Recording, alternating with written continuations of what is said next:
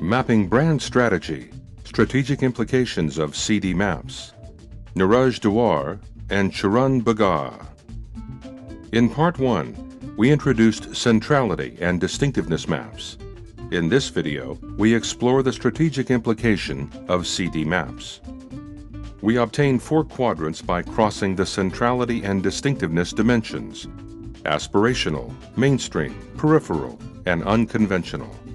A brand's position on the map is a strategic choice with implications for competitive intensity, sales, pricing, and ultimately for profitability.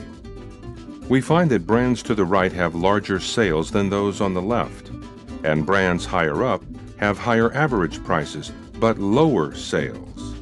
In our data, a 1-point move to the right is associated with higher sales of cars, with almost 200,000 more units sold per year. Similarly for beer, a 1-point increase in centrality is associated with higher sales volume of 10.3 million barrels per year. By contrast, the greater the distinctiveness, the smaller the sales. For cars, a 1-point increase in a brand's distinctiveness is associated with lower sales of about 140,000 units per year, while for beer it is associated with 8 million fewer barrels per year. Distinctive beer brands such as Heineken, Corona, and Sam Adams have less than half of the unit sales of brands such as Coors and Miller that are equally central but lower in distinctiveness. So why do so many brands in the beer business aim for the crowded, higher distinctiveness quadrants when it is associated with lower sales? The answer is in the price premiums of distinctive brands. A 1-point increase in brand distinctiveness increases price by $2.59. The average price of a 12-pack is $10.51. The most distinctive beer brand, Guinness, also had the highest retail price, $13.49 for a 12-pack.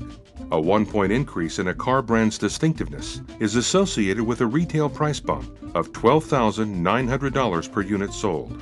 Porsche, the car brand rated as most distinctive in our survey, has the highest average base, $71,800. Despite the merits of higher centrality and distinctiveness, an observation from our data is that each quadrant offers a viable brand position provided the brand's business model fits its position. Aspirational brands need to justify their price premium through innovation and branding.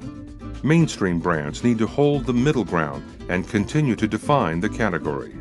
Peripheral brands offer a value alternative, while unconventional brands adopt niche strategies and need to be viable at low volumes.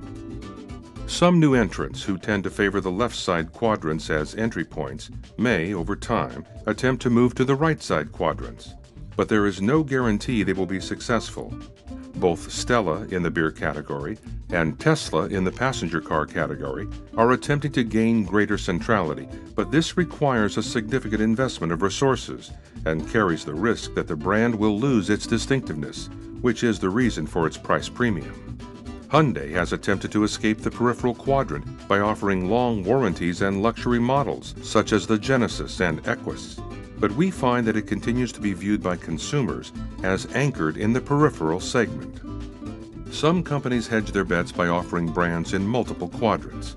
Toyota Motor Corporation, for example, is present in all 4 quadrants, with the Lexus brand in the aspirational quadrant, Toyota brand in the mainstream quadrant, the Scion brand in the peripheral quadrant, and the Prius brand, which would be here in the unconventional quadrant if we included it as a separate brand in our survey.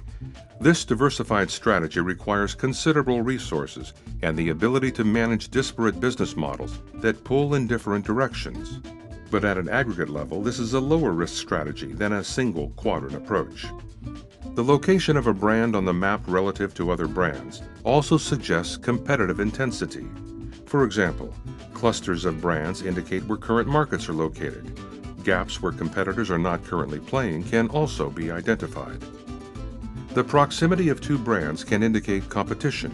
For example, the managers of the Lincoln brand may be surprised to learn that in consumers' minds their brand is closer to Chrysler than it is to Cadillac. In summary, CD Maps provide a new and productive way of visualizing markets, plotting brand positioning, and mapping strategy. In the next video, we will look at marketing applications of CD Maps.